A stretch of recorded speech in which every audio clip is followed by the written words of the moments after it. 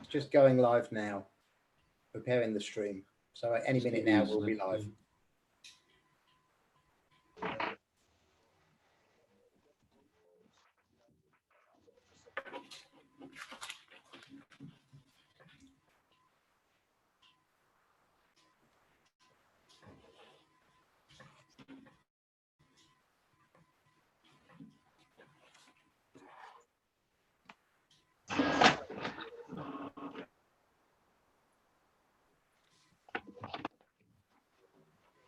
Evening, everyone. Just to let you know, Billy, we are now live. Okay, thank you.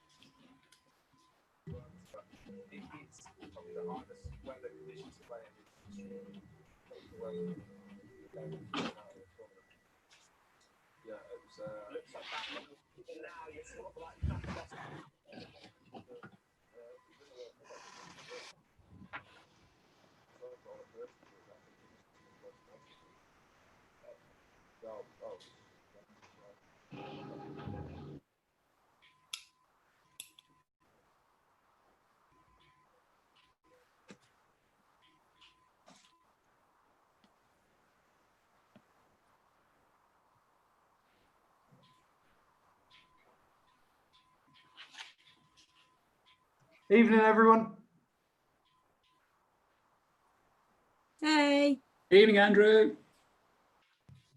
How is everyone? Hey. Can everybody please mute their microphones until the mayor or the clerk says that you can speak? Thank you.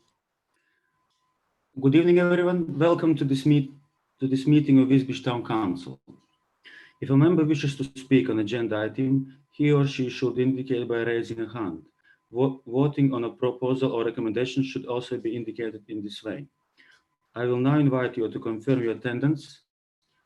Through the roll call, I shall read out in alphabetical order each member's surname and invite him or her to indicate by saying here that he or she is present. Councillor Hill? No. Councillor Miss Hoy? Present. Councillor Human? Present. Councillor Ketteringham? Here. Councillor Lynn? Here. Councillor Moll? Here. Councillor Meekins? Yeah, I'm here. Councillor Oliver? Here. Councillor Patrick? Present. Councillor Mrs. Pehlivanova? Present. Councillor Prest? Here. Councillor Ackley? Present.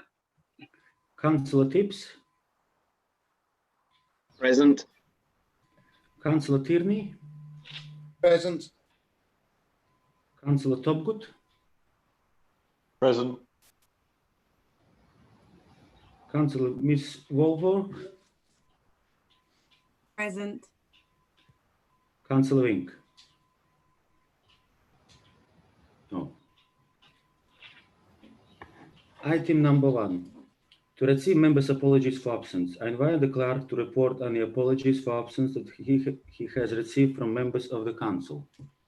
Thank you, Chairman. I've received apologies for absence from Councillors Hill and Wing. All other members are present. Okay, thank you. Item number 2, open forum, public participation. Clerk to report. Thank you, Chairman. Sorry. Yes. Yes, I've received one representation from a member of the public who would have spoken in person had we not had meetings by remote means. I'll read the letter to you. I have circulated it in advance of the meeting. However, obviously for the benefit of those who've not had a chance to read it and anybody watching the meeting, here's the content of the letter. It's headed up call for CCTV camera, antisocial behaviour at Wisbech Park Junction, back of Verdon Road and Bowthorpe Road. It says, a meeting was held on the 3rd of August, organised by the landlord of 2 properties at the above site. The meeting enabled residents from the area to express their views and concerns regarding the ongoing problems of antisocial behaviour. About 25 residents attended the meeting, along with the local councillor, Councillor Andrew Lynn, and a community police officer. For several years, residents from the area have been subjected to antisocial behaviour. Concerns were raised by myself, and that's former town councillor Viv McRae, when she was a councillor for the Clarkson ward, informing the council and a police representative of the regular drug dealing, antisocial behaviour, fence smashing, fires, etc., and the need for CCTV to monitor the area 24/7. When incidents are reported and police do patrol the site, the groups of youths move on to another area. The police then think the problem is solved and patrols are stopped or dramatically reduced. It does not take long before the youths return and the problems start again. It is for this reason a CCTV camera would be a consistent visual deterrent. In 2017, Councillor Tierney was sent an email from Mr McRae, that's the husband of the former councillor, telling him he had reported to the police youths on mopeds and much younger boys gathering at the site, usually waiting for a vehicle to drive up, presumably to buy drugs. Councillor Tierney spoke to the police and crime commissioner. In 2018, the police and crime panel was contacted by Mr McRae and discussed the ongoing problems of groups of people of all ages who gather at the above mentioned site. Damage was being done on a regular basis to fencing, people's cars, even the newly installed streetlight was pulled over onto the ground by one of the groups. A new streetlight was installed and within a week was vandalised so that the fitting overhangs a garden rather than a road. It remains like that to this day. Graffiti is also another issue. I've personally witnessed a youth climbing onto a garage roof, walking across the roofs, making his way to a selected garden before jumping down onto it. I reported this to the police and was given an incident number. I visited nearby neighbours, telling them to be vigilant and if they do see anyone on garage roofs to call the police and quote the incident number. The overriding response was, what's the point? Residents have complained of garages, sheds being broken into before to the police, who they feel are not interested in petty crime. It is a regular occurrence for fires to be set near the turning bay at this site. There have been 3 fires in 6 days outside the property by the turning bay just recently. 2 metres of this fencing was ripped down and burnt. In the early hours the next day, Friday 31st July, a stolen car was completely burnt out and the fire brigade arrived but no police. Residents have also reported people climbing over their fence to use the garden as a toilet. Bottles, drink cans and other rubbish is left where the youths meet or thrown into gardens. One resident told of a glass bottle being thrown into her garden, just missing her 18-month-old child. I've attached a list of statements from residents and those I've circulated to councillors, which I hope you will take the time to read as they reiterate a lot of what has already been stated. But importantly, they show how the mental health well-being of some of the residents has been severely affected. An 87-year-old lady has had items thrown into her garden, her fence smashed, and it will cost her £600 to repair the damage. She is scared and worried as she's on a state pension with little savings. A woman was afraid to attend the meeting due to the abuse from lads that congregate. A small boy worries as he can hear the noises made by the youths from his bedroom. A man is petrified to leave his home by the back way. One resident stated, last Wednesday a police van did turn up with one policewoman. When she stepped out of the vehicle, she was met by jeering and taking photos of her. The neighbourhood is too scared to approach them. An article was also reported in the Fenland Citizen on Wednesday, the 5th of August, stating CCTV calls for hidden corner, which, again, I hope you will have taken the time to read. This area stroke site is a prime candidate for the installation of a CCTV camera to help put an end to these ongoing problems. The residents urge Wisbech Town Council to support their case. That is the representation, Chairman. Do I have any comments from members? Councillor Tierney, please. Thank you, Chairman. This has been a problem for years, and back in the day, there were a lot of problems with using exactly this area, and I did help residents tackle it at the time by speaking to the police This was back in the day, you'll remember, when there was the bike gang causing a very great deal of trouble, and then not too long after that, the motorcycle gang, although I forget which order they came in, to be honest. But in both cases, the police did eventually respond. We made issue to them, and they did take notice, and they did take action. And back then we still had Wisbech Citizens Patrol running, and we used to regularly walk by that area. We often encountered people, and we tried to move them along, and it did have some effect on keeping things calm. But years have passed since then, and it seems that the bike gang have moved on, and a new gang, as is the nature. You young people come up, and there are always going to be some troublesome ones, unfortunately just a minority, but a bad minority. Petty crime stops seeming petty when it happens to you all the time, and it's relentless around your house.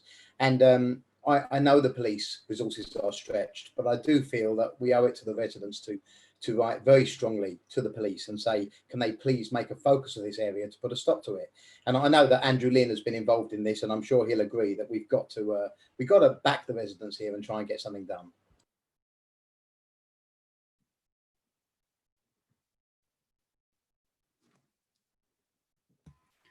Councillor Ms. Walbrook?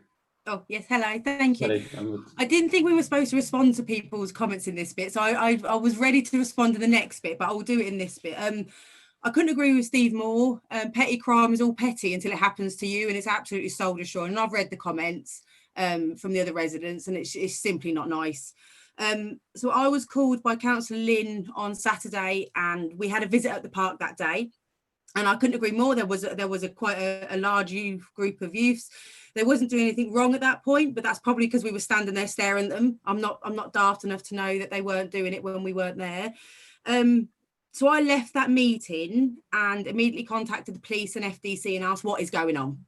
So there will be a joint meeting between FDC and the police ASAP to find out exactly what is going on and what the actions are of the police, because as Steve Sutton said, he's totally right. We need to be backing residents on this one. So we'll be finding out about that side on the police side, but there are certain things I think FDC can do. So I've put forward a bit of an idea about modifying the entrance. Now, I'm not going to say too much about that because we are actually going to go back to residents and ask them about that. So just hold off on kind of keep me to that one for a moment. But there are other things that we can do. As far as the CCTV goes, an officer from the CCTV room will be visiting very shortly. But realistically, I don't feel that a CCTV can even be put in that area. Having stood there, I just don't feel that's going to be happening. And actually, if the police know what's going on and it's being reported, it's not about them not knowing, is it? It's simply about what they're doing about it. So also the PSG, which is a joint partnership programme, which involves the police, housing, early help and youth offending. We'll be working really hard from now on to be identifying those young people. And as you can tell by the services involved in that group, they have quite a lot of sway in what they do and some of the consequences they can dish out to families that aren't controlling their youths. So there are things going on, but obviously it's been a big day today, kind of getting all that in action. So you just need to give me a little bit of time and I'll come back to you. Okay, thank you. Thank you. Councillor Lynn, please. Thanks, Chairman. I really do feel for these guys. They are struggling and suffering. I was contacted by the resident who has sent the report in, and I thought I was just meeting him and PCSO Terry McCormick. When I arrived, there was 25 to 30 residents all stood there wanting to talk about what is going on. Now, usually we find situations where you'll get probably one person that's affected, you'll probably get a couple of people moaning about it on Facebook. And then when it comes to actually being there to actually talk about it when somebody's called in, nobody's there. So to have 25 to 30 people sort of turn up to this shows that this is a concern. But we also have to be realistic in how we approach this and what we can do. And I think raising this and trying to get the police to do more. And I know Terry McCormick, PCSO Terry McCormick, has raised it himself. I have been liaison with him and I've been talking to him. And you know, the guy cares. The guy wants to help these people as well. So I did phone Susan as the community officer and somebody who knows how the cameras operate and things like that. And we did meet. And when we turned up there was a load of maybe 4, 5, 6 young lads there a car had pulled up, and what they was doing, we can only surmise because we couldn't see clear enough, so we can't prove. But you can see why the residents are absolutely stressed out, because these were a multi-range of lads. There was one that looked probably about 30, to be honest, but although you can't guarantee that, but he was a big lad. And there was a multi-range, and you've got your other kid there with his little satchel here, which, you know, we all can assume, again, I can only assume, but you always have your fears, or you have your sort of predictions of what you think is going on. But I really hope that somehow we can all come together and we can get a good result for the people that live there, because it's not nice for them, and they are suffering, generally suffering. And even while I stood there, there was children as young as 2 and 3 years old trotting up there with their mums. There's old people that can't even come out of their back gates through fear of abuse and being shouted at and intimidated. And, you know, is this how life should be? You know, maybe. I don't think so. So I just hope that there is something we can do to help these guys. Thanks, Chair.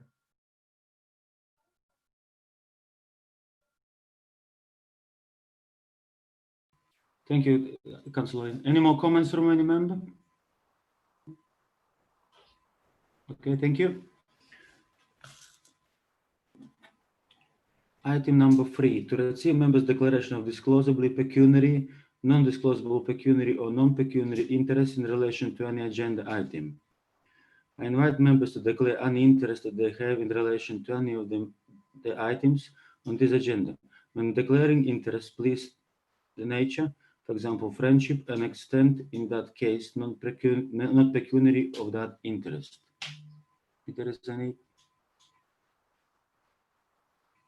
No, thank you. Item number 4, Wisbech Town Cricket and Hockey Club, to receive presentation from representatives of the club on its improvements program and how it hopes to achieve the delivery of that program. I'm pleased to welcome Tony Bass and Jane Peggs to talk to you about this matter. Members will have to receive via the clerk a briefing paper preparing by Mr. Bass. Mr. Bass. Thank you very much.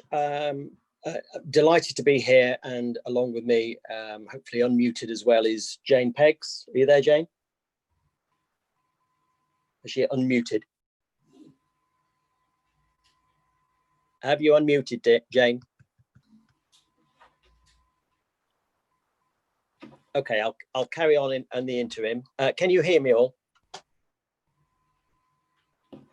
Okay, so I've sent you a report that's been put together by myself along with Jane. I have been employed by the club as well as the Harecroft Hudson Pitch Management Committee, who are jointly working to review and improve the facilities at the Harecroft Hudson site and the Cricket and Hockey Club site along Harecroft Road, which I'm sure you're familiar with.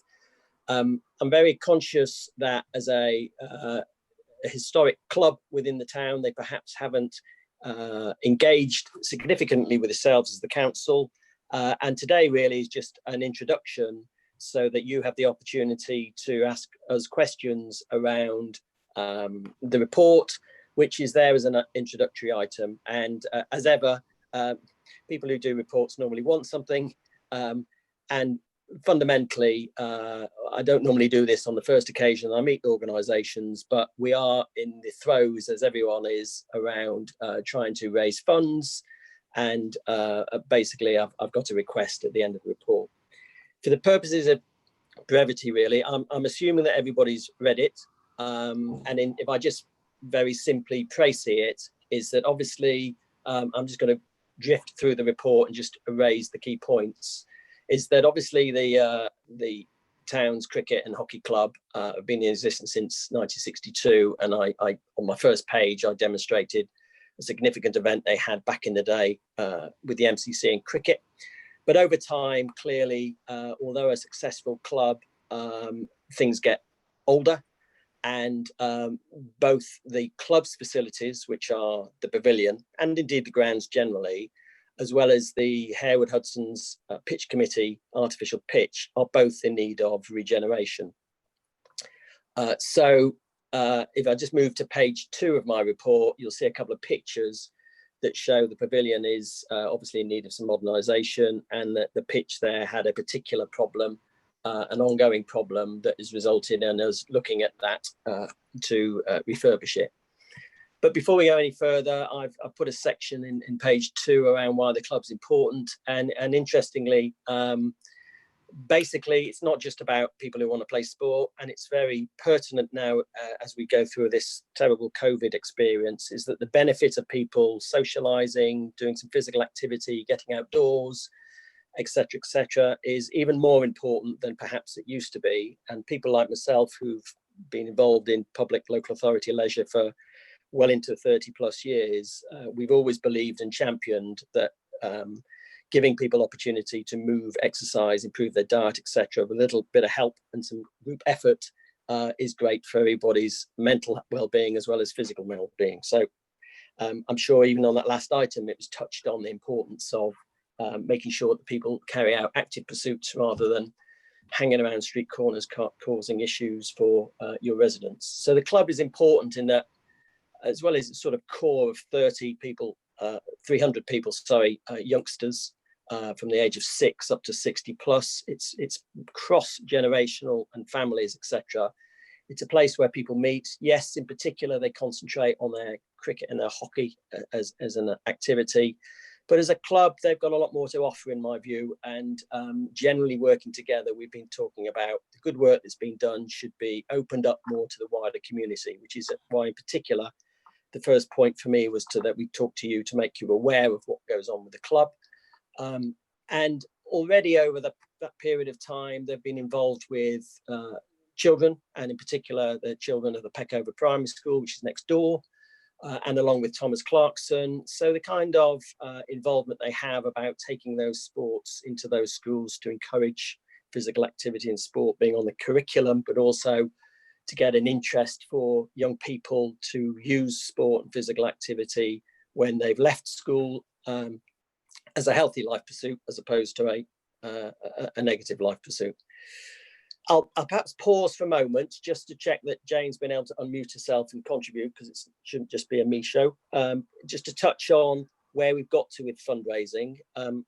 If you can hear me, Jane, and you have unmuted, if you could just perhaps just give a little praise here around the fundraising as I've itemised in page 4.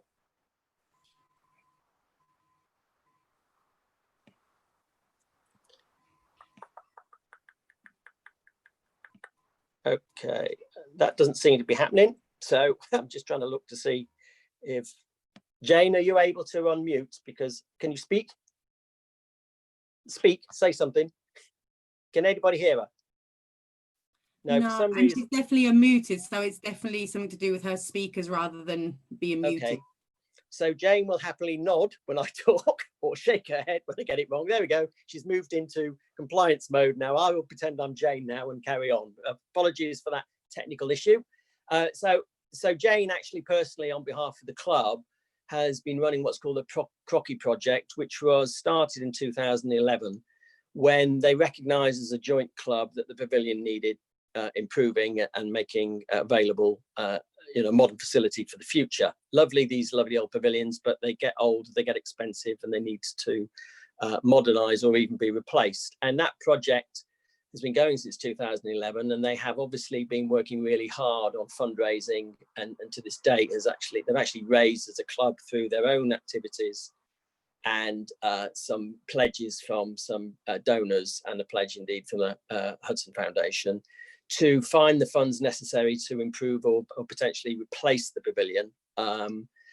It's been a long, hard struggle, and there's still some way for that. But most recently, in the last year in particular, the artificial pitch, which, as I commented on before, has been the remit of the Haycroft Hudson Pitch Committee, which is a separate organisation. They have struggled to keep it going because it's basically about 10 years past its sell-by date. So they've manfully kept it going, but quite simply, that can't continue. And with my background in working on public sports facilities and refurbishing these kind of pitches and things like that, we've had it professionally assessed, and fundamentally, the pitch needs a full refurbishment, which could cost in the region of £300,000 plus, to be able to make it fit for the future. Because since last December, it was actually taken out of use because it was unfit. But as recently as a couple of weeks ago, through some contractor work that I had arranged, we've been able to get the pitch back into use. But that's only a temporary use. And we need to now recognise, and the club now recognise, along with the Haycroft Hudson Pitch Committee, that they've got to prioritise on getting the pitch back into permanent use by refurbishing it. So there's a review currently around redirecting some of those funds from the pavilion project to the pitch, because frankly, without the pitch, it makes it very difficult for the sustainability of the club in the future. And that's mainly because although cricket is very established, the hockey side has a much larger take-up and a much lighter reach, and also being in the winter season, being able to come back to the clubhouse and generate social activity and post-match refreshments, etc., are often the heartbeat of a club activity, and they've not been able to do that when they've had to play away elsewhere.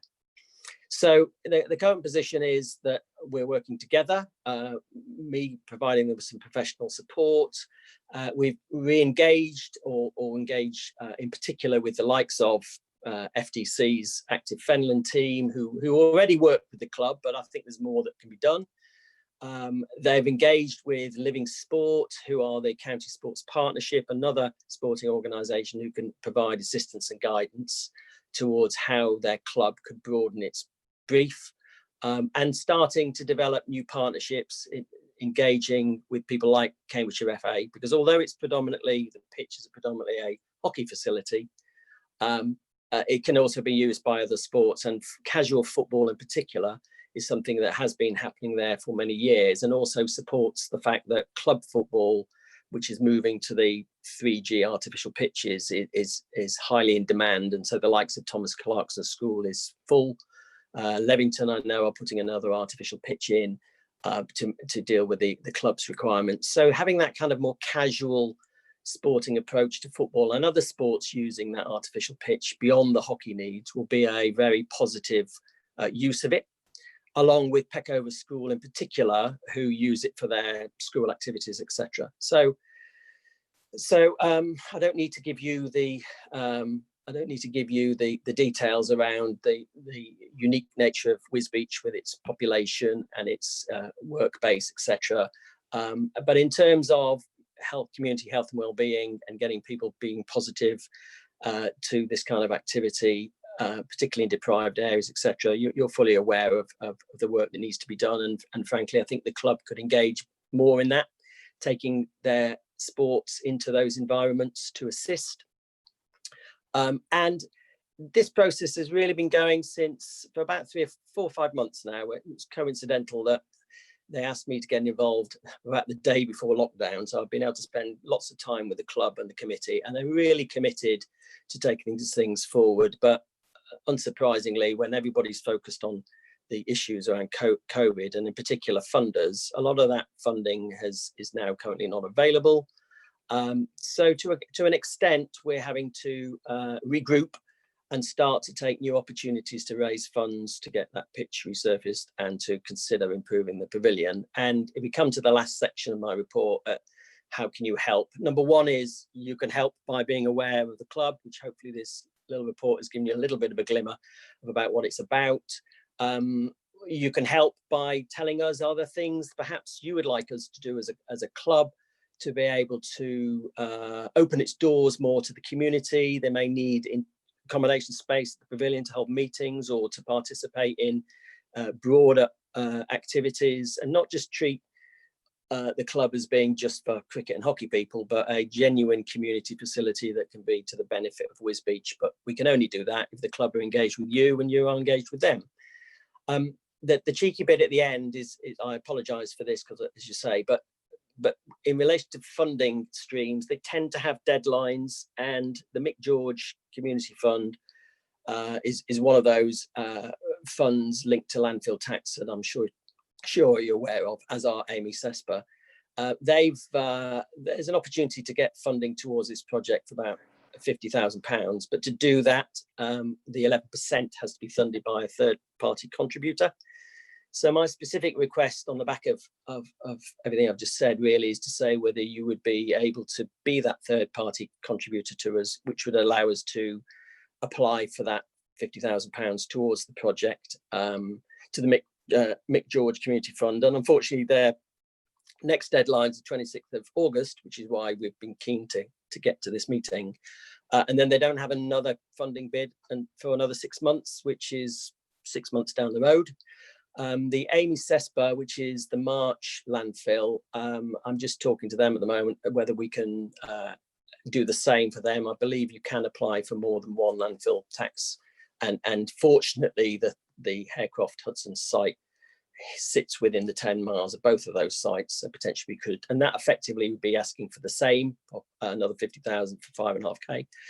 So it only covers 2 lines, but it basically says the club would therefore appreciate the council can facilitate this time and potentially be open to any further requests to support in the future. This is not a one-stop answer. The club have worked hard. Life post-COVID is, or even in this extended COVID period, is difficult to sustain sports clubs and things like that, particularly as, although they're very important, there's lots more important needs for funds for people, and it's not helping the situation. So I'll shut up and basically ask if there's anybody who'd like to ask questions, which I'm happy to field. And if Jane hasn't managed to get through, although she's smiling, I will answer on her behalf. But this is really up to you, just to ask us anything really, to assist in our quest. Thank you very much. Thank you very much for your presentation. Councillor Tierney, please. Yeah, I'm so sorry about this, Mr. Mayor, but I've got a question that isn't to do with that, but is urgent, because as you know, I'm hosting the meeting on Zoom, and I've got somebody who is attempting to enter the meeting. So I need to ask if you are the clerk are expecting anybody else, because I'm not sure to let them in. Councillor, Oh, I see. Right, now I understand. Okay, if you can go ahead and phone through again, I'll let you in. I just wasn't sure who you are. Thank you. This is the technological check. This is. Okay, did you raise hand, Councillor Oliver? You wanted to speak, yeah? Please. Yes, thank you. Sorry, Anthony, I didn't quite hear how much the request was for. I know you were saying that the application for Amy Cespa was, but I didn't hear what the percentage was that. Okay. So for landfill tax, for every, it's basically 11% of anything you want to ask for them. Therefore, as we'd be asking for 50,000, we would be requesting 5,500, which goes to them, so they release the 50,000, and that's the Mick George Fund, which is the one that I've got the deadline with, and that's the first one to do. The same principle would apply if we were able to apply to the Amy Cespa fund, which has a September deadline, and I would be doing that. I don't know why we get some interference. We're getting it from somewhere. Yeah. Did you hear that by any chance? Yeah. I'm just wondering, can anybody hear me now? Yeah, sorry. I'll go on mute. Jane, you'll need to turn your computer off if you're on the phone. That's why it's probably got the feedback. Sorry.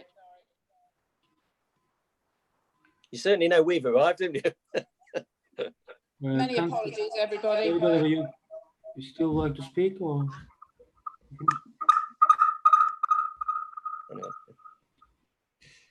So, Councillor Oliver, did I answer your question sufficiently at this stage? The answer to your question is 5,500 is the specific. If you are content to double that in the event we are able to apply for CESPA, that is for you to decide as well. And then at the end of the day, when we're a bit further down the business planning and can give you the full extent of what we're doing, we would obviously like to have a longer term relationship with you, whether there's any ongoing kind of funding support we could give. But I don't want to be that cheeky today. Specifically, it's 5.5. Potentially, it would be another 5.5. So I can put 2 bids in. But at the end of the day, that's down to you to decide, A, whether it's pertinent, and B, to what extent you'd like to engage with an organisation you perhaps have only just met today. Yeah, thank you. Councillor Lynn, please. I'm all for supporting all sporting activities in Wisbech. I think a lot of people know me, that they know that. I'm very sporty, I'm into that. I would be concerned about the level of funding that would require from this council going forward. But I would be happy to go with an initial offer if it was to be made. Thank you. Could I just clarify that, if that's okay, Mr. Chairman? So yeah, from our perspective, this is just to do with contributions to external capital grants, as opposed to, we're not looking for any kind of ongoing revenue subsidy kind of thing. It's about dealing with specific project elements, which you may or may not wish to do in parts. Okay, thank you. Councillor Meekins, please. Yeah, thank you, Chairman. Hello, Mr. Bass. The cricket club's right at the top of my road and I know it very well. One of the problems that there has been, and you alluded to it, is the amount of unofficial use of that pitch. And I mean, we've seen examples over the years where people have cut holes in the fencing and stuff to gain access. Now, if you're going to spend £300,000 to refurbish that pitch, which obviously the hockey club need that so they can fulfill their fixtures, etc., and as you said, you know, there's other clubs who would use it, are you going to be able to boost the security around that? That's my question. That's my concern, is to spend a lot of money and then for it to be basically abused by the people who shouldn't be using it unofficially.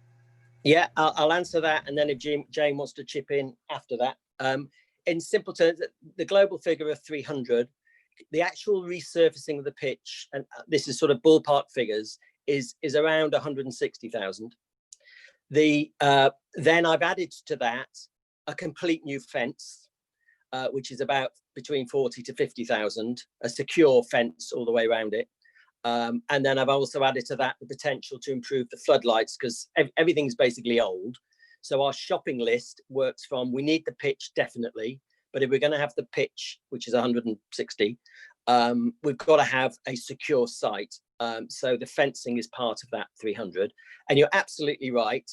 As a public authority, run an awful lot of leisure centres and outdoor pitches and things over the years.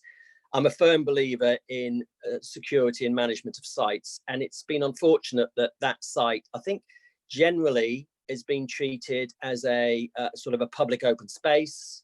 And because the previous management, and this is not being critical, but it's fact, haven't had as much presence down there as they probably needed to for what's another sensitive area. And I know you've been discussing it around CCTV and also the recent publicity around people camping, etc. It's a very sensitive area that requires not only an understanding of it, but much better security, much more visible supervision, and everything you discussed in your CCT issue, I could apply to an extent to that site as well, is that unless we get on the ground and we have secure site and we have CCTV, then you're only going to get what you've got before. So that's where the club has come in to support the pitch committee, who just don't have the people or resources to do that. And it's very much up to the club to provide resources and eyes and notifications and things like that to avoid what's actually happened before. We need to re-engage and make that site controlled and managed, because it isn't at the moment. Jane, I don't know whether you just want to chip in with that. Can she chip in with that? Has she managed to unmute again? I don't think she can. No, I don't think she can. No. Okay, thanks for your reply, Mr. Bass. Thank you. Okay, thank you. Councillor Human, please. Thank you, Mr. Chairman. Do I assume, or do you have any other source of funds another source of funds for this one? If the council came up with a proportion of the money, do you have another source that you can approach before the deadline? Okay, so at the end of the day, I touched on how the club has some funds, as I've talked about in terms of the fundraising, and at the moment it's allocated for the pavilion. So we have funds in the pot, so to speak.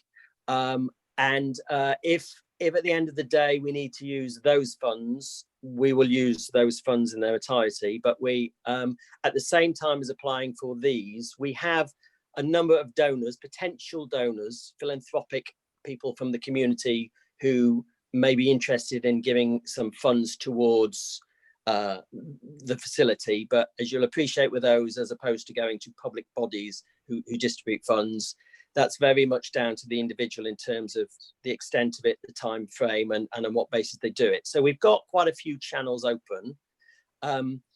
So I've sort of got a multi-approach to getting the money. At the moment, the key specific is that to access the landfill requires a recognised third-party contributor. And people like local authorities such as yourselves are the ideal to do that, because effectively you're just providing the facilitation funding to make that happen, rather than seeking significant funding towards the overall cost. At this stage, it's about you being the third-party funder, which is restricted to 11% of any applications, as opposed to anything else. Thank you. Thank you. Thank you. Councillor Oliver, please. Yeah, thank you. I mean, I know the cricket club very well. And I'd like to put a proposal forward, but if there's any other questions before I do that, I'm quite happy to hold off putting my proposal forward until I see Councillor Warwick has been waving quite a lot. So if I can come back after that, I'd like to put a proposal forward. That's fine. I think Councillor Rackley was before Warwick. Councillor Rackley? Yeah, that's all right. I'll let David make a proposal. I think he was probably going to propose the same thing I was. Okay. Councillor Warwick, please. Hey, yeah, no, Burley Rackley wasn't before me. Thank you very much. I was just going to say that one, I would, whoever did the report, I thought was brilliant. I genuinely thought the report was really, really well set out. It was historical. It showed about what you want to do, the vision. Really, really impressed with that. Two, my hope for what you do with Peckover would be kind of carried on in the other primary schools as well, because you said about what you would like us to kind of give advice on. Peckover is an amazing primary school, but so are other primary schools in the area. So it'd be really nice if they could got the benefit of that, because I do think it is an absolute benefit, very much so. And then I was just going to sit there and say, did Councillor Oliver propose it? Because if he did, I would second it. Okay, thank you for that. Could I just add to that? So we focus obviously on Peckover at the moment because obviously it's on the doorstep, and they in particular focus on for two aspects. One is, since they've expanded, you'll be aware they've got a nursery building, etc., which has taken away their outdoor space. Fundamentally, they need an outdoor activity area, which is why they have that unique benefit to us and to them that there's one next door. But more importantly, despite that, they've been the kind of the tester for how our coaches, not only in hockey, but also we're working with the cricket side as well, can help improve their curriculum activity and setting up things like after school clubs, etc. So you're absolutely right. There are other primary schools. The next actual target for our development officer is actually the Orchards Primary School in Waterleys, because as you'll appreciate, we just touched on, is that we're prioritising where the greatest need is. And although there's several in the area, at the moment, our next one is probably the Orchards Primary School. But absolutely, this is about, we have to have capacity to be able to get coaches who are available during the day. That tends to be one of the issues. So we're trying to upskill and get more coaches so that we can spread further. And that's one of the issues with coaching in school time, is having people available. They all have day jobs. No one's going to make a living out of being a coach. They do it out of the goodness of the heart, normally out of extra time. But absolutely, it's about getting sport and physical activity at primary school level to be able to just generate a lifelong interest in sport and activity. So we're right with that. If funds and resources allow, we will expand that further.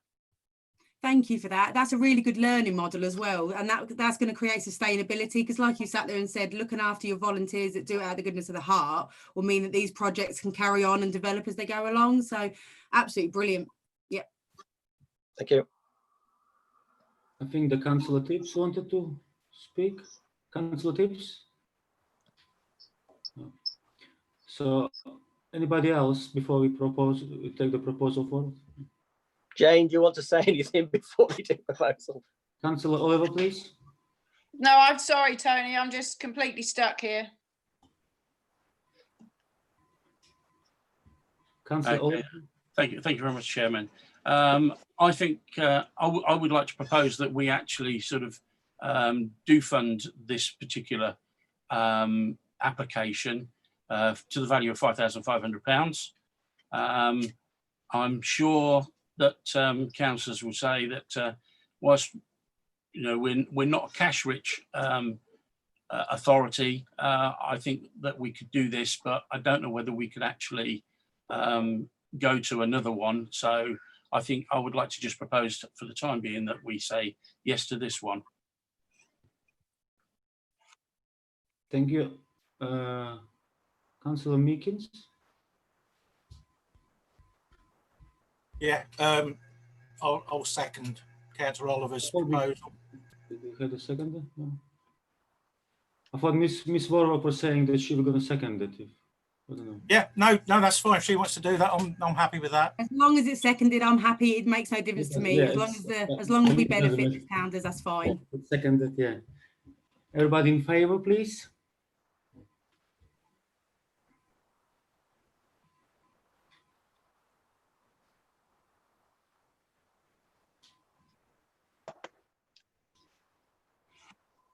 Thank you, Chairman. I make that unanimous. Great.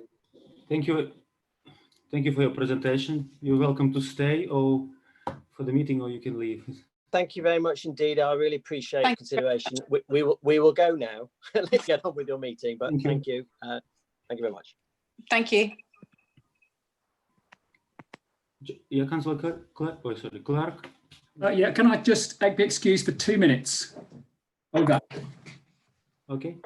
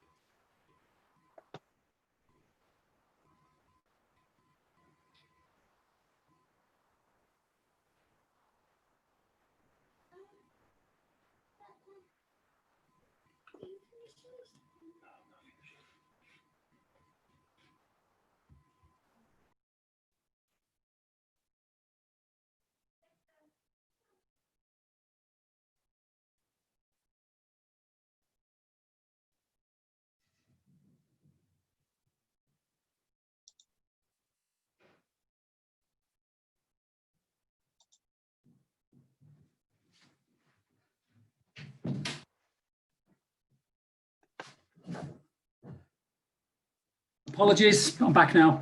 Thank you. Okay, everybody back? Yeah. Okay, item number 5. Fenland District Council to receive information in relation to District Council activities relevant to Wisbech and to consider future to the minutes 169-19 to the opportunity to submit for a future consultation exercise additional potential development site in Wisbech as part of process of producing new Fenland local plan for the period 2019-2040. Information from the District Council has already been circulated to members. Thank you, Chairman. Yes, as you just mentioned, for the benefit of other councillors, members may recall that back in the meeting on the 16th of March, they considered recommendations from a panel of members in terms of 73 sites that were considered as potential development sites. They were considered by the Town Council, and the Town Council made recommendations in relation to each of those 73 sites. As you will see from the documentation that I circulated, there's been some delay to the whole process, and in terms of the consultation exercise and the local plan consultation, or consultation on the draft plan that will now be back as far as February 2021. FDC is now asking whether, or providing the opportunity for interested parties to put forward further sites. I've heard nothing from other members since the information was sent out, but obviously now's the opportunity. Members have got other sites they'd like to be considered potentially for planning in the next local plan. We'll have to forward those on to the District Council, Chairman. Okay, thank you.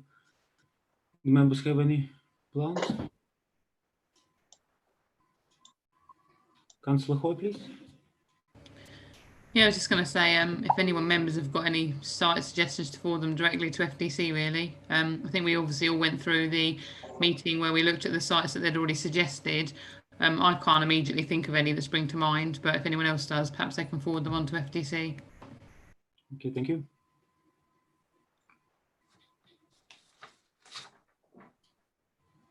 Okay, item 2. Future to the minutes 11-20, the opportunity to submit a future response to the council consultation exercise in relation to dog public space protection order. Information to district council has already been circulated to the members. Yeah, once again, thank you, Chairman. Members considered at the 18th of May council meeting the dog public space protection order and recommended to the district council the order be continued for a further 3 years without any changes. As part of that consultation process, the district council is saying there was one suggested change to the whole order, which includes the churchyard at Friday Bridge. So now the district council starts the consultation process again because the original proposal has changed. I wouldn't imagine that this council wishes to change its representation based upon the addition of a site within Friday Bridge, but obviously there is the opportunity to do so. Thank you. Do you have anything else under the Fenland District Council? Any councillors like to speak, or? So do members have a view? Are they happy that their previous comments still remain, Chairman? Everyone happy? Okay, I'll take that as no change to the original submission. I've got a couple of other bits before you open it up for district councils in case they have anything to report. One piece of information I've had from the district council is that you are probably expecting the statute fair to arrive in the middle of September. However, the Chapel Road car park is currently being used some days a week for the testing, for the test and track testing for COVID-19. Also, the district council has concerns as to whether the fair could operate in a COVID compliant manner safely. So what they're suggesting is that there be no statute fair on the Chapel Road car park this year. They've asked for our council's views, but I think they're fairly firm in terms of that being a suggested way forward or suggested approach. Members have any comments, happy to take them back to the district council, but say that is their proposal, Chairman. Any comments? No? No, happy? No? No. Oh, Councillor Oliver. Yeah, I suppose the one thing we should say is it is a shame that that's got to happen.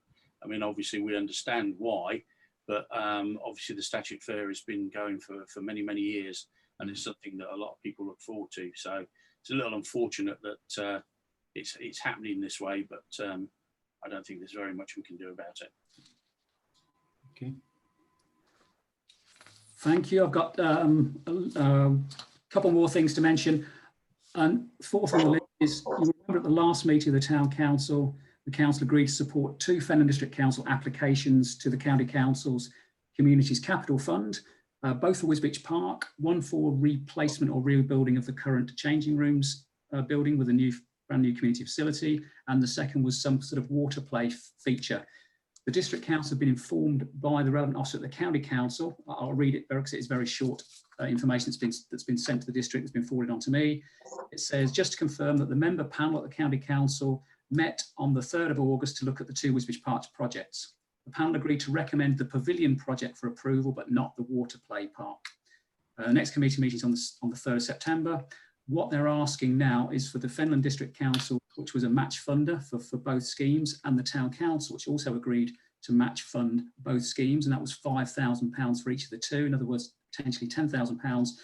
What the County Council is asking as to whether both FDC and the Town Council will be happy to roll together their 2 lots of 5,000 they'd pledged originally into one pot of 10,000 each, 10,000 from the town, 10,000 from the district, to put towards the one scheme, which is for the pavilion, as opposed to splitting it between 2 schemes on the basis that only one is going to be recommended for approval by the County Council.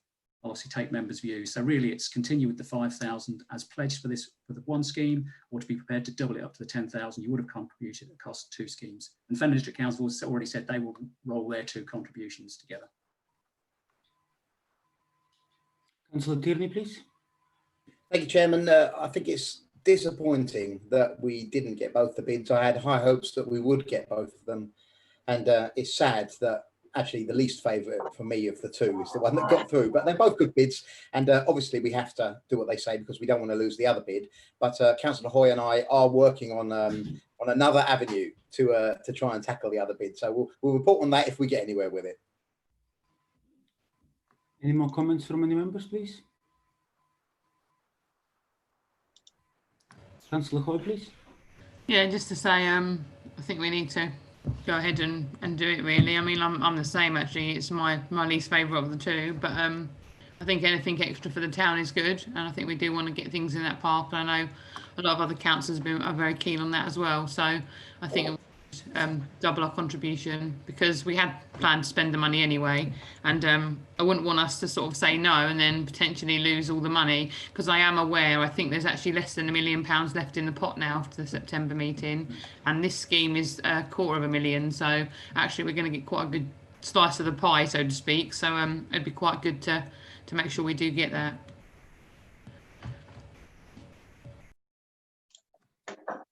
So I need a second for it as a proposal. Yeah? Yes. Councillor Tierney, please. I'm happy to second. All in favour? Meekins was indicating, Chairman. Oh, sorry, Councillor Meekins, please. Yeah. Yeah. All I was going to ask is, I mean, we've already allocated 10,000 for projects in the park, so I think we might as well go ahead with that. The only thing is there likely to be another one of these schemes in a future year when we could put the other scheme back on, you know, as a proposal?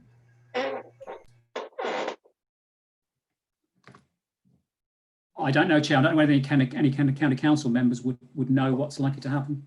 Councillor Tierney, please.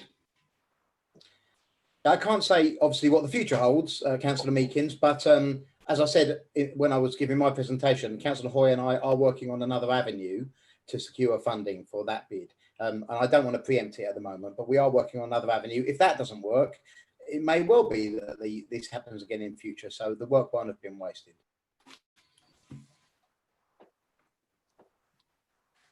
Okay, so shall we go to the vote then? All in favour for the proposal, please?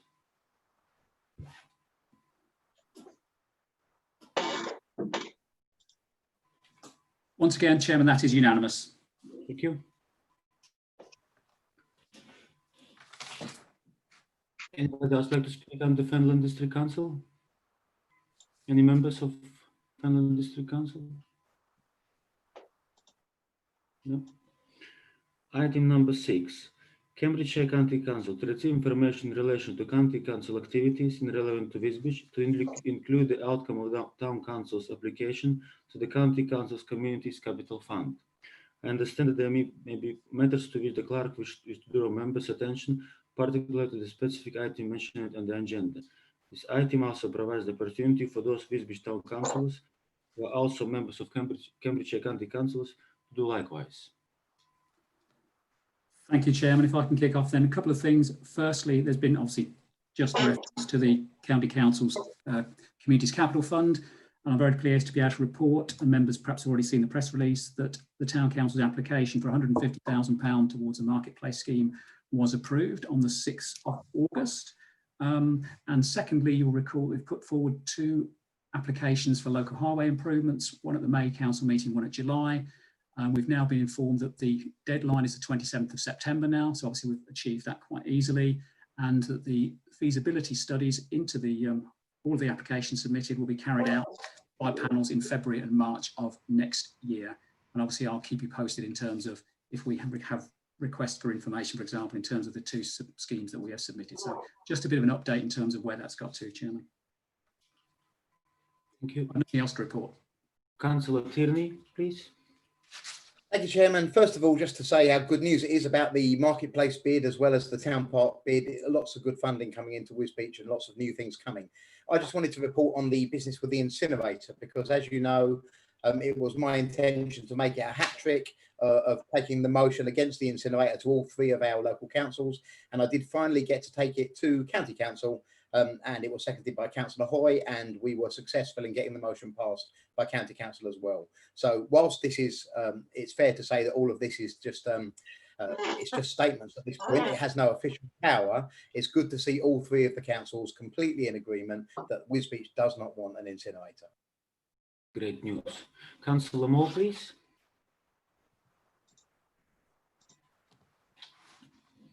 Thank you, Chair. Likewise, I just wanted to express my thanks to Councillor Lynn and also to the Town Clerk in relation to the hard work that they've put in securing the funding for the marketplace. And I'm looking forward to the next Marketplace Management Committee meeting so we can start having a look at the plans for this exciting project moving forward. Thanks again. Thank you. Councillor Lynn, please. Yeah, I just want to say thanks, Andy, but that is myself, Samantha Hoy and the clerk Terry have attended every meeting. We've all three of us have put everything into this. So I really hope that this marketplace comes together. I hope everybody's happy with it. And I hope it really, really boosts the marketplace, the town centre, and all the people of Wisbech come out and enjoy it. Thank you.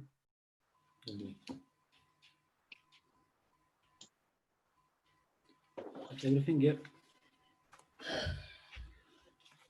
Item number 7, to confirm for signature by the chairman when possible the minutes of the meeting of Wisbech Town Council held on 6th of July 2020.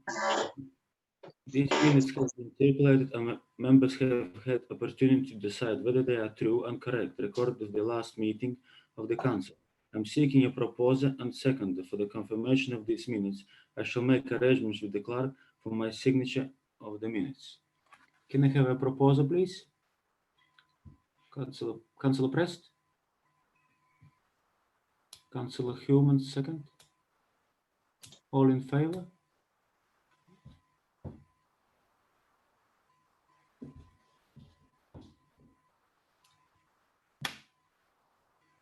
Thank you, Chairman. That is carried.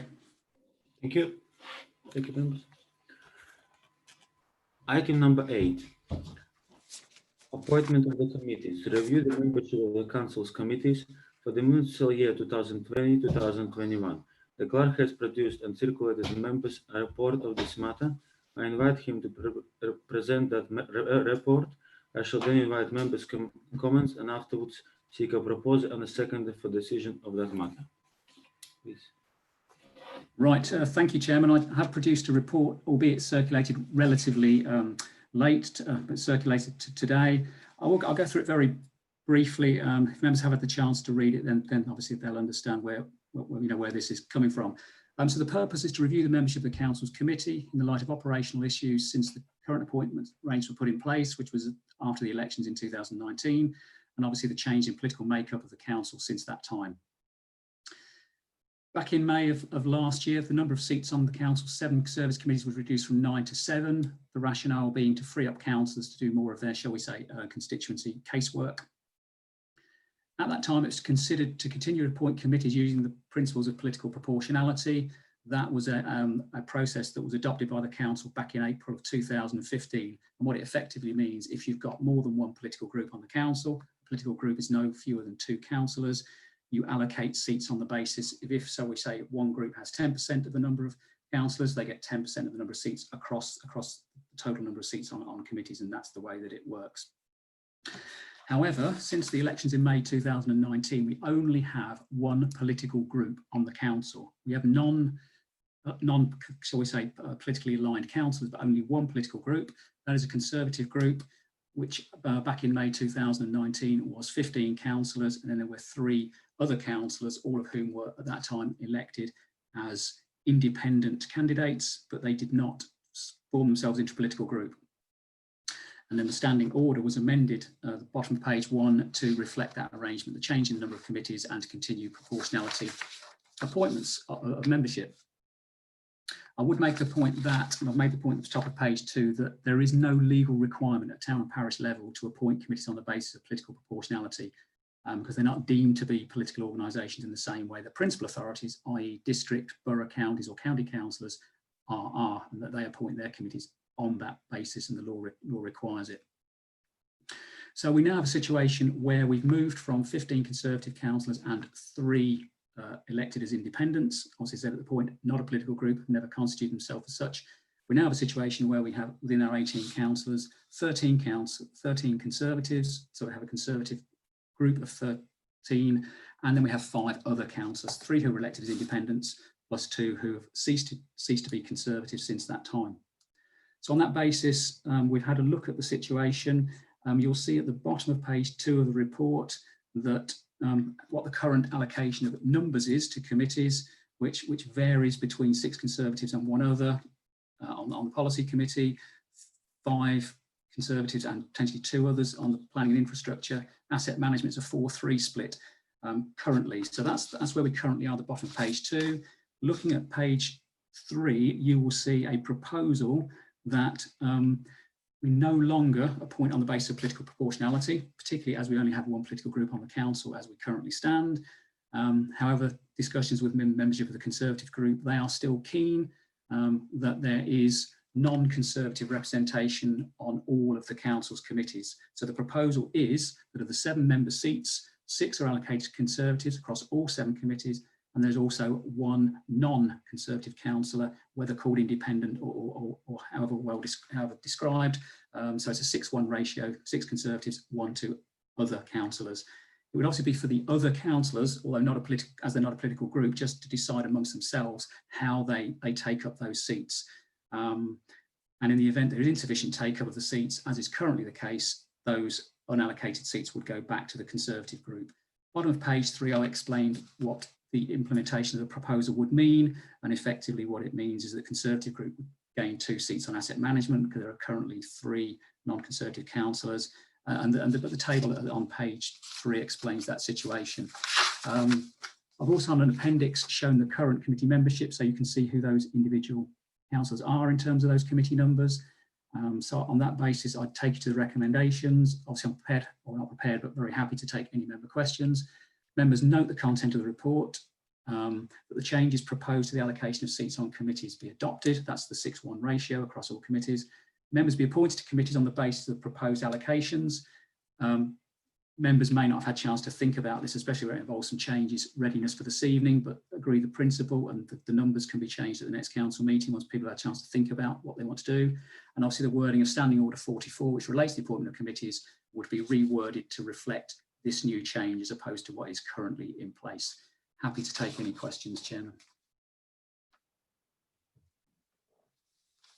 Councillor Hoy, please. I'll save my comments for now. I'll come in a bit later. Councillor Patrick, please. Yeah, I would just like to think that should the makeup of the council at any point change, let's say, for example, something magnificent happened and suddenly there was a lot more people on the other side that formed a group, that surely you would still go on proportion.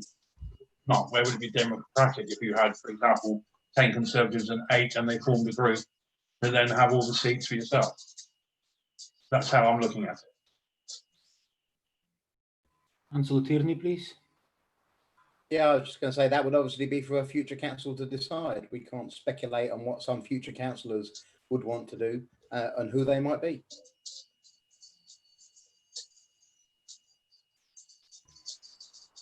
Councillor Meekins, please. Yeah, I haven't really had a chance to look at this in any detail, so would it be possible to postpone the vote on this till next time, till we've been able to have a bit more of a closer look at it before we make a decision on it?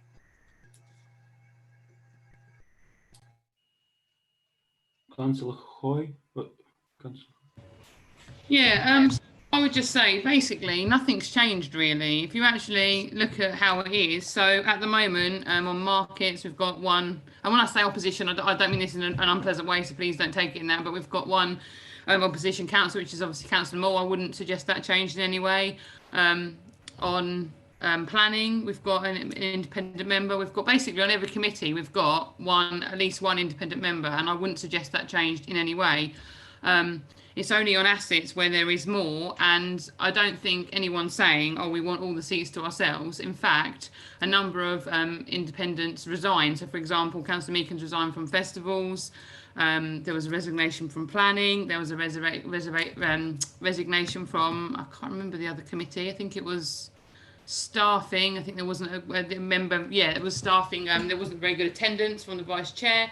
So I don't think I appreciate the point about saying if you wanted to do it under proportionality, you guys could have perhaps more seats, but would you take them is my question. Because in the past people haven't taken them and have resigned from committees. Councillor Moore, please.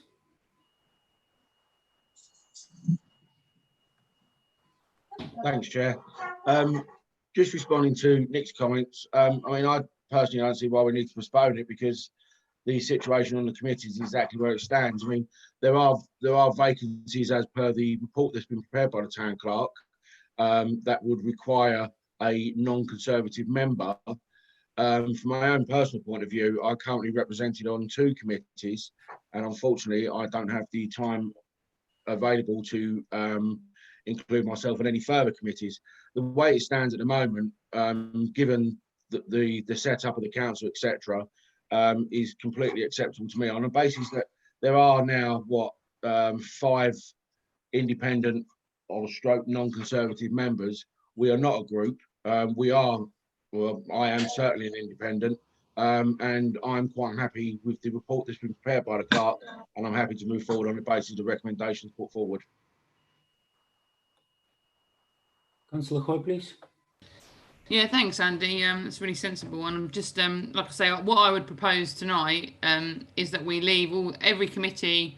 I haven't heard anyone saying they don't want to be on anything at the moment. So I would propose every committee except for assets, we agree on block now as they are. And then it's just with assets that I think you guys have to decide between yourselves as to which one of you wants to be on it. And the Conservatives need to decide who wants to be on it as well. And perhaps the clerk can...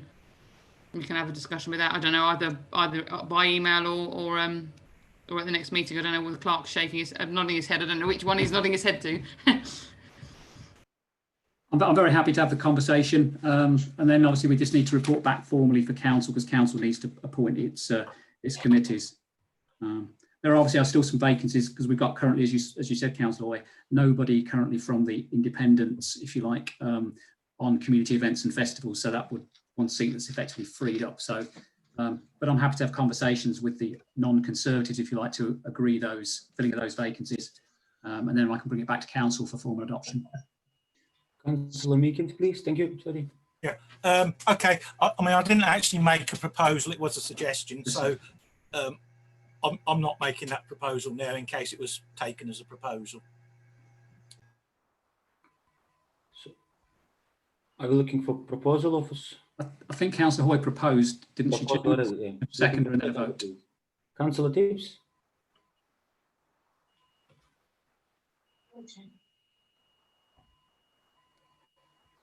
Yeah, I'd just like to second. Sorry about that. I had a bit of microphone trouble there. All in favour?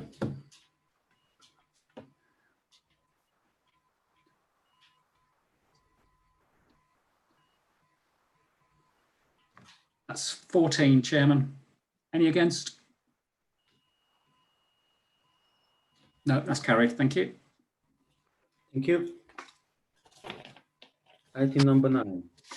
Delegated power. Future to minutes 19-12 to consider the needs of the continuum of the power which was delegated to the clerk to be exercised in consultation with the leader of the council and the relevant committee chairman and took effect from 24th of March 2020. At 18th of May 2020 meeting of the council at minutes 10, the members decided the powers which had been delegated to the clerk be reaffirmed and continued at the time, with future continuance being reviewed at the next meeting of Wisbech Town Council at 6th of July 2020. Meeting of the council, it was decided that the delegated powers be continued but reviewed again at today's meeting. As the power hold virtual meeting exists, it may be that delegated power no longer needs to be exercised. However, because of the ongoing uncertainties and provided the council with a mechanism which allows to respond quickly to an issue, such an urgent request for grant funding, it may on balance be best for it to remain for the time being, but the review at the next meeting of the Council. I'm seeking a proposal and a second course of action, please. Councillor Meekins?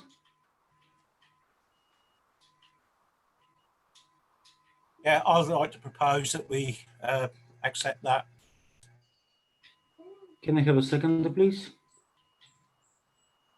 Councillor Prest?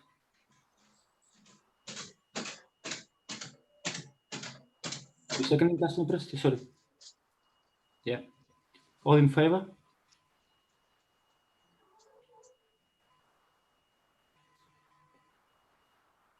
Yeah, looks like it's unanimous again, Chairman. Thank you. Thank you. Item number 10, Wisbech Town Council accounts 2019-20 to consider the annual return 2019-20 for submission for the Council internal auditor. The clerk has circulated the relevant section of the annual return document with supporting information.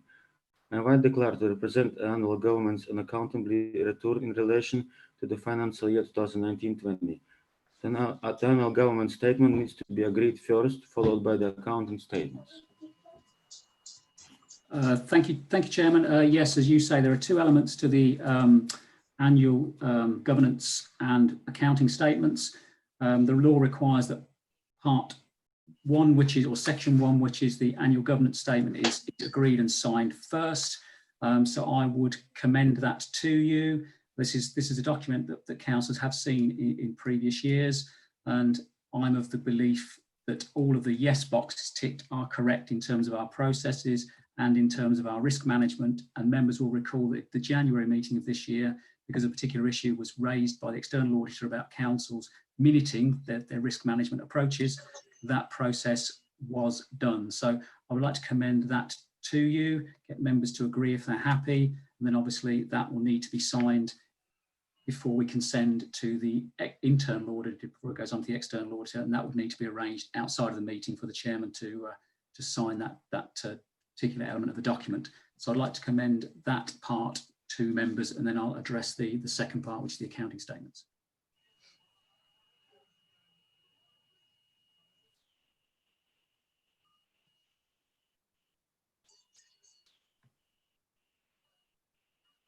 Councillor Patrick, please.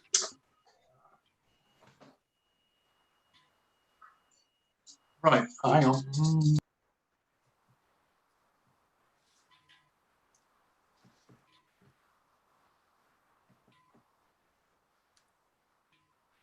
So we can't hear you, Councillor Patrick. I think he's sort of preparing a speech, Chairman.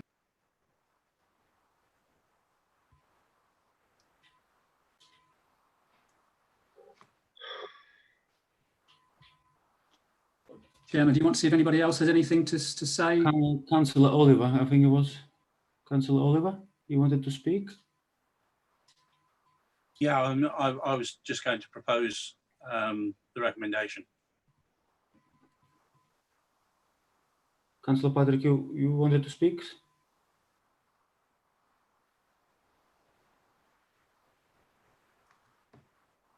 Again. Can't hear you.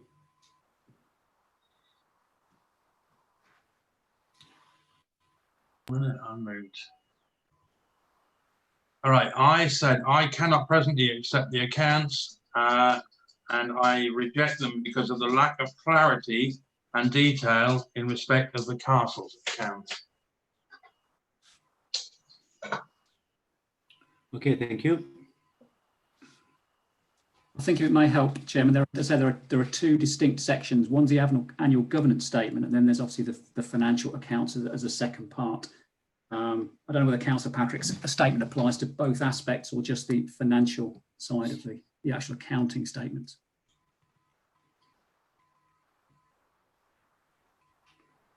Councillor Human, please, you wanted to speak?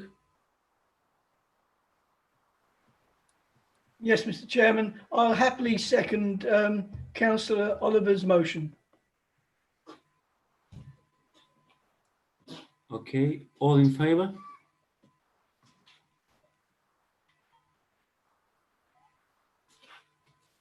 That's carried by a substantial majority, Chairman. Thank you. And then if I can go on to the second part, which is the accounting statements, and also already heard obviously Councillor Patrick's comment. In terms of the accounting statements themselves, so we did circulate information on Friday. I can hand on heart say that the majority of the figures that are shown on the annual governance report in terms of section 2 are accurate, but there are still, because of our new accounting system, some figures that I'm not 100% sure are accurate in terms of what's coming out of the system, and also us populating the data for the accounts.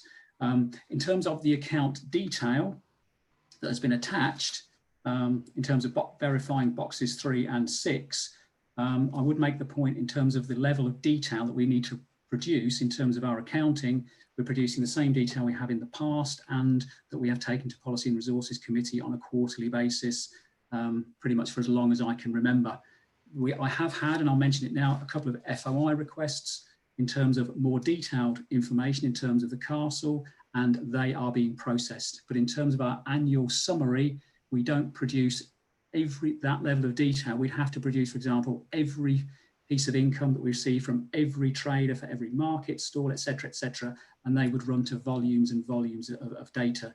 For this purpose, we're producing what we're required to produce, and in fact, the external auditors don't provide additional information that they do not want, they do not wish to go through. So they're looking for summary information. But obviously what I was going to say is that I would ask that, because I'm not 100% sure with certainty of the data that's coming out of our account system, our producer said what is, I think, 98% accurate and where we've got to currently. We need to delve deeper into the accountancy software, speak to the supplier, which was an accountancy company. There are some potential issues in terms of capturing of VAT, for example, within those figures. What I'd like to suggest, because I've discussed this with the leader of the council as recently as this morning, is that, as I say, members consider only the governance statement, which they've already done, and allow further time for myself as responsible financial officer to have a dialogue with the provider of the software system to address the issues of concern that I have in terms of the accuracy of some of the data.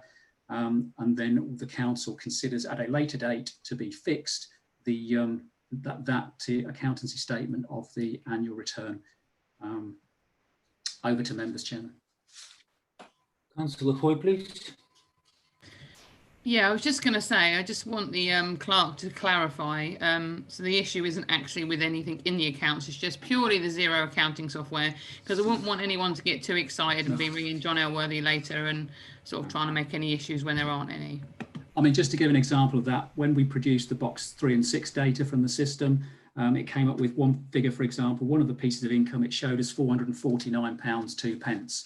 We then ran another report from the system, and for the same accounting period, it showed a figure of £573.02. So that's my concern, that we need to drill down to make sure, in terms of the final accounts for audit purposes, that all of the figures say the same, depending on which report you go into on the system. Also, initially, it wasn't showing VAT paid out on some of the documentation, and obviously, although we reclaim that, it needs to be shown in the accounts, because there is likely to be, and in fact, we're concluding that, for example, the total amount of VAT that was paid out in the financial year 2019-20, not all of that has come back, because some falls into following financial years, and then we need to write that back to get it to balance. So I'm just saying, really, there's more work to be done, and I need to be completely satisfied that the data that's held on the accounting system is accurate and is the same, whichever report you use to interrogate the system. So it's not a question of saying we think there's money missing or whatever. It's the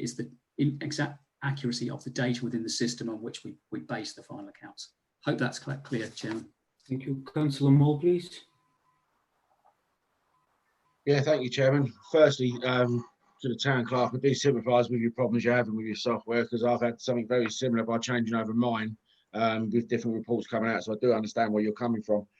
Just for the purpose of this meeting, section 2 of the accounting statement, if you look at box 3, compared to the end of March last year to the end of March this year, there's a significant difference in relation to the income. And I was wondering whether or not you would kindly explain that for the purpose of transparency for the meeting. Absolutely, Chairman. And one thing we have to do for the external auditor with other information that we provide is whether variance between 1 year and the next is more than 15%, either up or down, you have to give an explanation. A big chunk of that explanation is within the previous financial year, we received £150,000 from the County Council in terms of the loan. Obviously, that wasn't repeated in the last financial year. And there were other figures. We had some Section 106 money from Fenland District Council because of the Tesco development that arrived in that other financial year rather than last financial year. So that is some of the difference. There's some difference in terms of other factors as well, but we are required to explain differences of more than 15%. Yeah, that's exactly what I thought. I just thought it'd be useful for the benefit of this meeting, given that there's a massive difference between the two figures. Yeah. Just if I can, in relation to the comment that was made by Councillor Patrick for the castle accounts, I think this council will recall that back in the previous administration, I did actually mention this. I think it was either at one committee meeting or another, I can't, about itemising it, and I was given the same reasons as to why it's not. I mean, it was something that was raised some time ago, and obviously the income and expenditure of there are figures shown on here, which do reflect income and expenditure of the castle.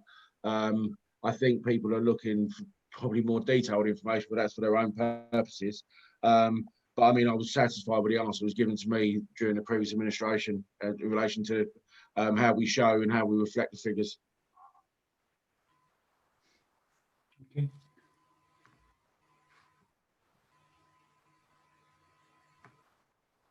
So if I can help, Chairman, are we getting something of a consensus in terms of, for the reasons explained, approving Section 1, which has already happened, but deferring Section 2 until we're satisfied that the account system is producing accurate information in terms of data held and reports produced?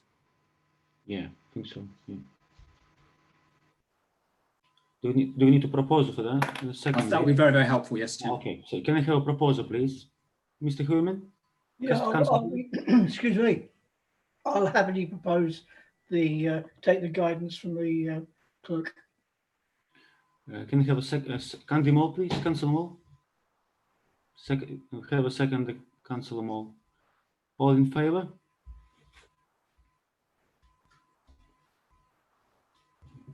It's carried by a substantial majority, Chairman. Thank you. Item 11, Clerk's report. I invite the clerk to update members on projects, invitations to inform the Council of Correspondence, and to report minutes of the meetings of committees, etc. Yes, Chairman, I have produced quite a detailed clerk's update. I'm just wondering whether members actually want me to go through the report, or whether they're very happy for me to circulate it after the meeting. We can also make it available to the public. And obviously then to include some sort of précis in terms of where we've moved forward since the last meeting in terms of various bits of update, and circulate it to members that way. I'm happy to go through it if members wish, but there are no, I mean, I make mention of the fact, obviously we've received 150,000 of the county, or haven't had the approved 150,000. We've got record number of allotment tenancies. We've got a waiting list now at Waterleys. We're moving forward in terms of looking at new telephone arrangements for the town hall, so we haven't got more than just the one line in, one line out. We're still planning some events in terms of hoping they'll go ahead, such as Remembrance, Christmas light switch on. We've ordered 2 new notice boards for the town hall. They should be fixed fairly soon, and we've run the proposal by the local planning authority, and they have said they're not sufficiently different to require any form of listed building consent, so we'll get those up, and they're nice new shiny ones, as opposed to the wooden ones, which are well past their useful life. I've mentioned the castle and the fact that we had a wedding there on the 8th of August, but members want more information about the castle and what's been happening recently, you'll find those in the minutes. That's a very, very quick summary of some of the things that are happening. But so if I circulate that to members, I'd obviously also draw their attention to the fact that I have circulated minutes of the committees since the last meeting of council, and members are asked to note the contents of those in terms of the decisions made under the delegated powers to the committees. Happy to give more information if members wish, but I'm getting the feeling because of how sort of hot it is, and we've had a probably longer than usual meeting, whether I just circulate the report. If members have got any questions, they can obviously come through to me, and I can hopefully answer those questions. But also I'm in members' hands as to how they'd like me to proceed, Chairman. Can clerk circulate? Can councillors raise the hand if they're happy the clerk circulates the report?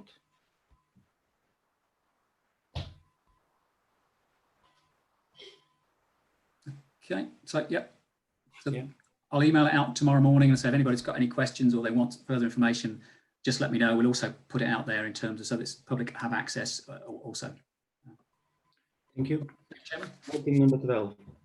Date of the next meeting. To agree a date for the next meeting of Wisbech Town Council. I will take proposal from members as to date and time of the next meeting, please. Can I have a proposal or dates? Or... What I'd say, if I may, Chairman, based on the fact that we will need to get the accounts sorted and signed off, it doesn't need to be too far in the distance. But obviously at the moment, I can't give an absolute deadline as to when that will be achieved. If members are happy that for me to, when we're at a point where we need business to be transacted, including the finalisation and sign off the accounts, to suggest some dates and see which work best for members in terms of their availability. Yeah. I'm getting some thumbs up, so I'm getting lots more thumbs up. Right, I'll take that as a decision then, Chairman. Yeah. Okay, thank you. Okay, thanks very much for attendance. Meeting is closed. Thank you. Bye-bye. Bye. Thank you, everyone. Bye. Bye, everyone. Night, everyone.